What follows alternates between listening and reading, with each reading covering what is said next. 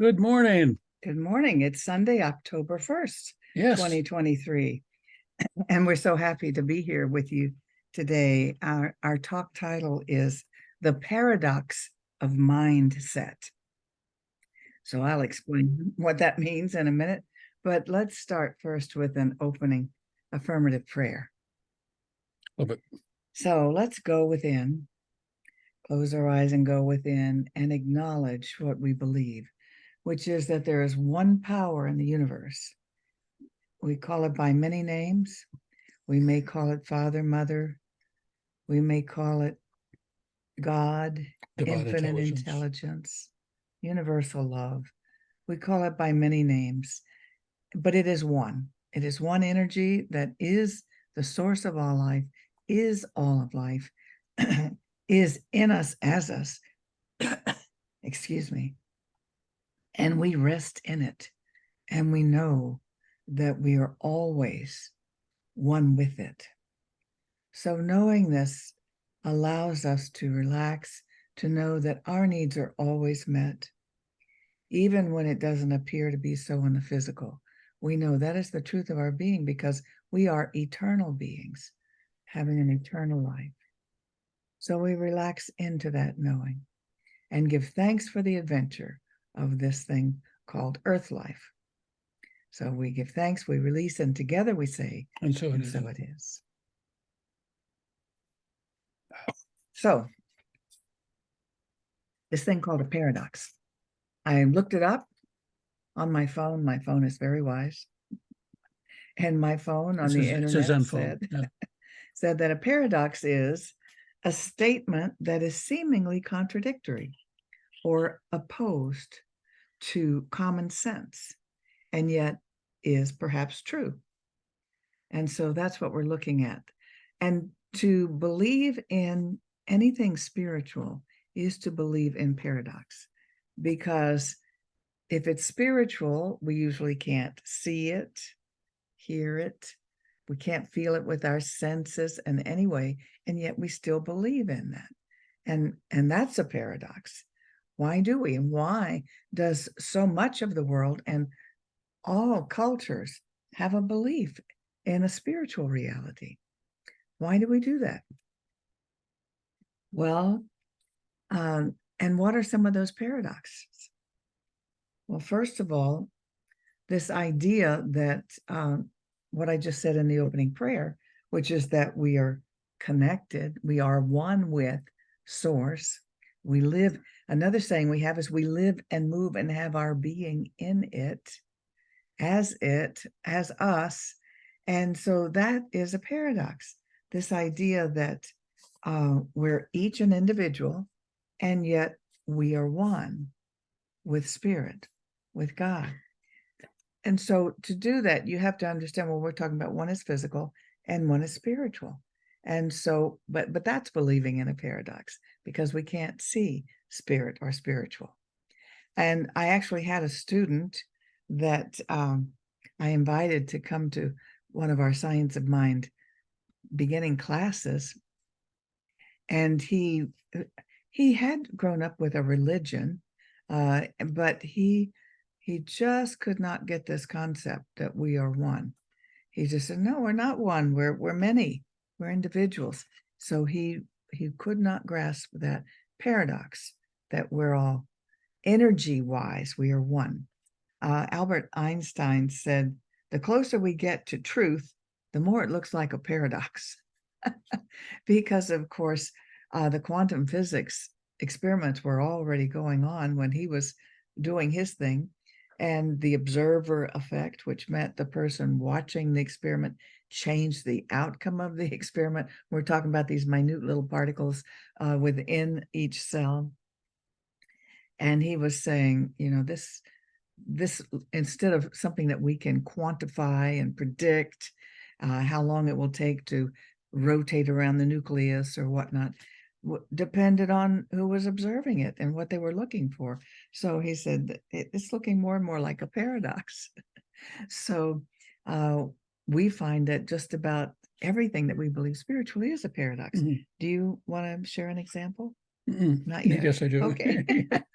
Yeah. Yes, you do. Yeah. Well, there's a lot of paradoxes, as we've talked about. In fact, life is often a paradox because of our lack of understanding, because we don't see the interconnectedness. You know, you could have said, or we could say to the man, if you're a finger on the hand of God, and I'm a finger on the hand of God, we do appear separate. But the truth is, we're all connected to the same hand. But you're going in and out. Well, that doesn't mean the hand isn't going to disappear, because even a good hand can die. I mean, so but the paradox is that the things that you see are different often than the way you see them, Right. and that's what's really important. I'm recovering from knee surgery, so right now I'll make a lot of mistakes, and it's okay. It's the drugs, even though I'm taking very few of them. But the surgery was interesting too, because on the one hand, getting a new knee is a physical assault to the knee. It's literally a physical assault to the knee. The paradox is that when that assault is complete, the body then can heal. A new knee has been placed and replaced the old knee, and I will be in better shape than I was before I got the replacement. So how can it be that when it's already in terrible pain, you're going to make the pain worse? You're going to take the thing that hurts away completely and try to put something else in instead of it, and then expect it all to work? And the answer is yes, it does work. But Yeah, so you're in pain. That's why you have the surgery. yeah. And then you finish the surgery and you're in pain. Well, you have a lot more pain. A lot more Yeah, pain. now you can explain it any way you want to, but it's just a lot more pain. However, I need to say this because a lot of you have been following what we've been going through, and this surgery was nothing compared to the other surgery that I had for the other knee. So 14 years yeah, ago. on a scale of 1 to 10, that was an 11 every day of the week for a couple of weeks at least. And this has been the worst it's been is around a 4 or 5. So that's really been a really, now you could attribute it to modern science. The paradox is science has gotten better, even though it costs more. Or you could attribute it to me just being an exceptionally spiritual human being. That's true too. That's true too. So I thought of some other aphorisms, true statements that we say when we believe spiritually, and that is some of the quotes of Jesus. What you do to the least of my brethren, you do also to me. Now, again, if you consider us separate beings, that's not possible, because what I do to him, what has that got to do with Jesus?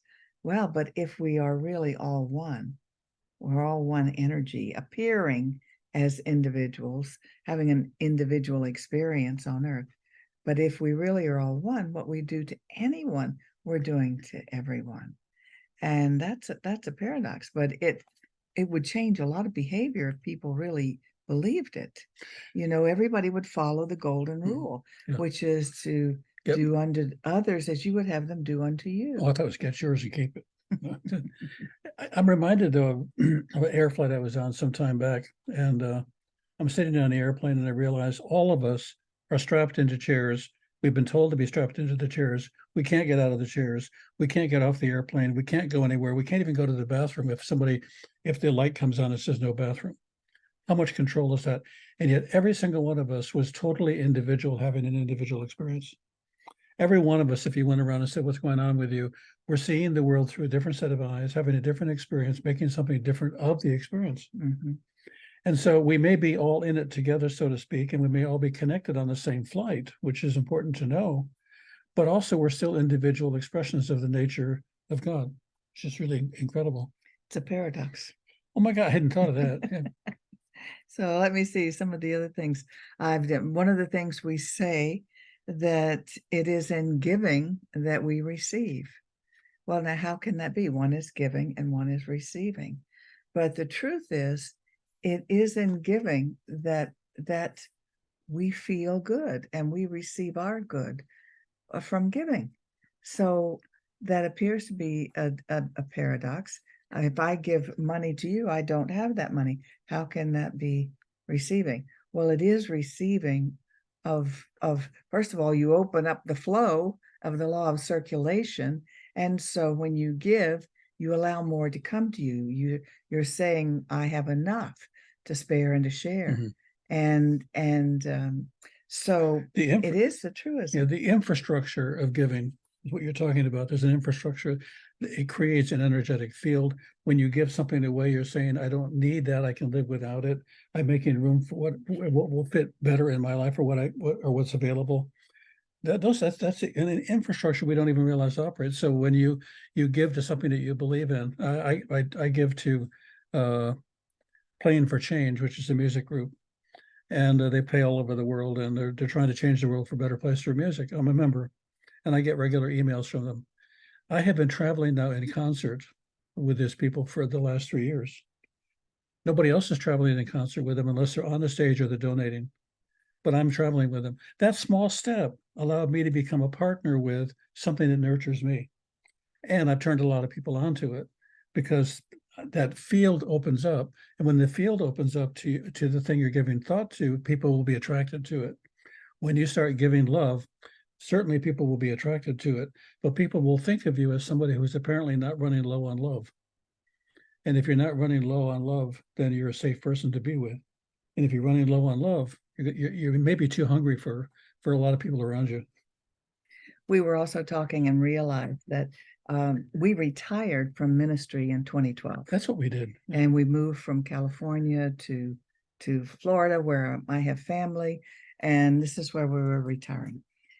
In 2014, I broke my wrist. I fell and broke my wrist from a ladder.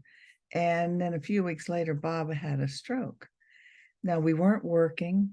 We weren't, we felt we were struggling with retirement. We weren't real happy with it.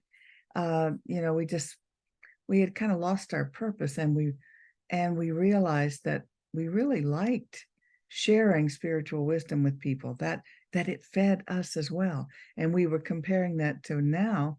And while 2012 is 11 years on, we're 11 years older, we actually are fed by the sharing of this wisdom. It feeds us as well, because when we didn't have it, when we weren't doing that, we weren't giving of our knowledge and our wisdom and our spiritual understanding, I think I felt like I had nothing to do, so I broke my arm. Bob had nothing to do, and so he got a stroke. I'm not saying that's a direct consequence, but it is interesting that our health is often a metaphor for what's going on in our life. So we realize that in giving our spiritual understanding, we are also fed. And so that's a paradox. I did want to read, this is kind of a long quote, but it's sort of the basis of the talk. Andrew Harvey is a British author and religious scholar, and his spiritual system and understanding is really pretty complex, but it's very much along the lines of our teaching. And this is what he says about paradox.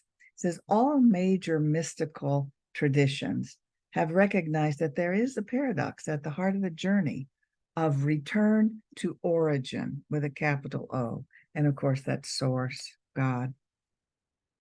Put simply, this is that we are already what we seek, and that what we're looking for on the path, with such an intensity of striving and passion and discipline, is already within and around us at all moments. The journey and all its different ordeals are all emanations of the one spirit that is manifesting everything in all dimensions. Every rung of the ladder we climb toward final awareness is made of the divine stuff of awareness itself. Divine consciousness is at once creating and manifesting all things, and acting in and as all things in various states of self-disguise throughout all the different levels and dimensions of the universe.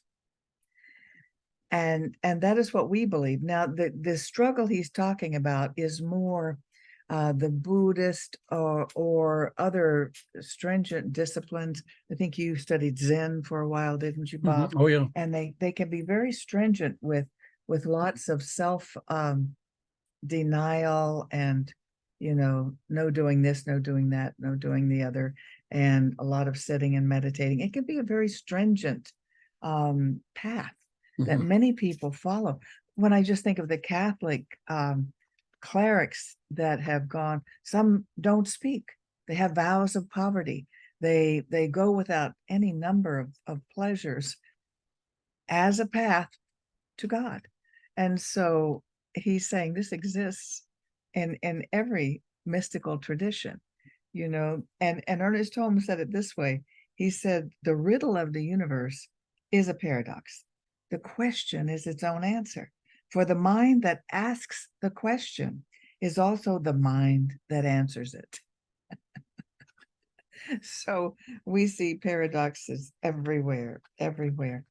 And I told Bob, and I'm just going to just say it briefly, as I'm not going to go into a long sob story, but I found out in the hardest time of my life when I was leaving a 20-year marriage and things like that. And it was, it doesn't ever happen simply and compatibly. So it could get pretty ugly. And I decided that it was worth it to compromise and have it be as friendly and copacetic as possible, because it was better to forgive than to fight. And that it was I have something else here, I can't remember what it is, fight or forgive. It was better to and in fact what's happened is I have received later rather than at the time, because I was willing to do with less at that time. So that is also a paradox, that you can get more by fighting for less or fighting less. You may receive more. So things are often the opposite of they appear. I decided then that things are often the opposite for what's best spiritually and what's best physically. I mean, it would seem like if I fight for more money, let's say, or material goods now, then I'll have more. But in fact, you may have less in the long run. And so less can be more. Less can be more. And you may not be ready to forgive at the time, but work on it. It's a process. Yeah. And it's Work on it worthwhile. before you are getting ready to celebrate your 36th wedding anniversary. Yes. Yeah. Yes, we have our 36th wedding anniversary in 2 years. In a couple of weeks. 10-4. No, it's No, just a this few week. days. That's what I said. That's what I'm It's saying. 10-4. It's It always just a sneaks few up on days. us. It does. Yeah. It does. So another, I'm wrote down another phrase that I read. There was a book called Chop Wood, Carry Water, and it was all about attaining spiritual enlightenment. So I wondered when I got the book, what is this chop wood, carry water business? Well, Anne Lamott in her book Traveling Mercy says, sometimes when you need to feel the all-embracing nature of God, paradoxically, you need to hang out in ordinariness, in daily ritual and comfort. And so I believe that's a Buddhist saying, when people are seeking spiritual enlightenment, what shall I do next? You just carry on, chopping wood, carrying water. In other words, when people needed to chop wood to have fire to create their hot food, they would just go about your ordinary days. But you can do that, and in that ordinariness, feel connected with all that is. So I'm going to step away and change the ice pack so that I can continue to breathe. And well, I'll let you continue, and I'll hopefully join you folks on the other side. Okay, not the other side. The other side of this program. at the other side of this program. Here's a quote about what I was just saying about fight or forgive. Care of the soul. This is by Thomas More in his book, Care of the Soul. Care of the soul means not taking sides when there's a conflict at a deep level. It may be necessary to stretch the heart wide enough to embrace contradiction and paradox. And so that's what we need to do sometimes, is stretch the heart wide enough to embrace contradiction and paradox. So I'm sure you've thought of some paradoxes too, with our spiritual and physical beliefs. When we know that when we believe our spiritual existence is really the primary truth of our reality, because we continue as spirit or soul before and after our physical experience. So that's eternal. This is just temporary. And so when that's the real truth, the Course in Miracles calls that what's real. The only thing that's real, it says, is eternal. And so that means our spiritual reality, our spiritual nature is what's really real for us. And so we have to embrace paradox from our physical beliefs. It seems paradoxical from our physical standpoint, because that's what's really real for us. That's what's important. And when we reach that understanding, we feel loved, supported, embraced by the all-loving God or spirit that we believe in. And we know that no matter what happens, because the physical life has its tragedies and its hardships and ends always in death. So how could it not? How could it not have some tragedy, seeming tragedy? But what we know is that life goes on. Life is eternal.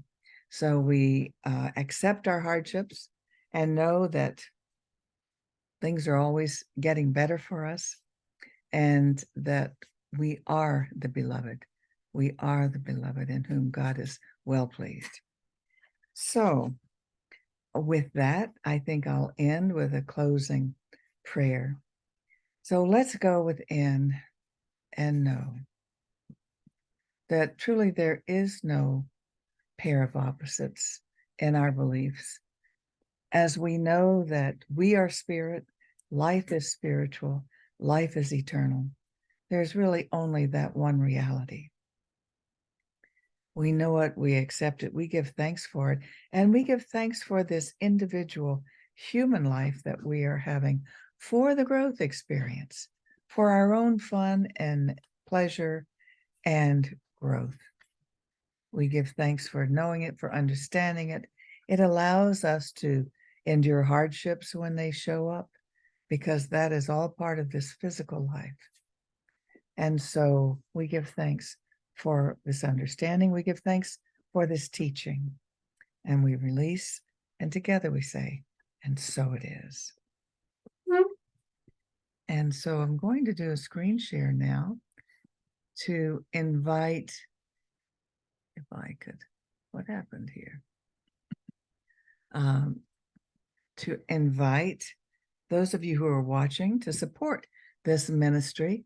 It is a business. It is a corporation. We are the Centers for Spiritual Living of the Palm Beaches.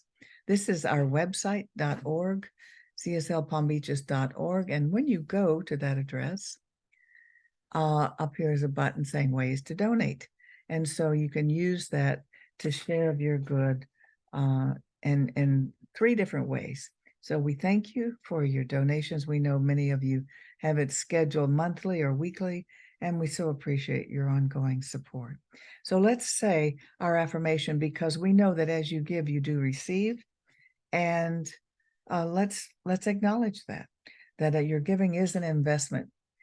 So let's say my investment today is made with the full realization that God is the source of my supply and returns it to me enriched and multiplied.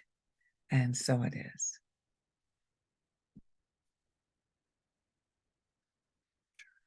And so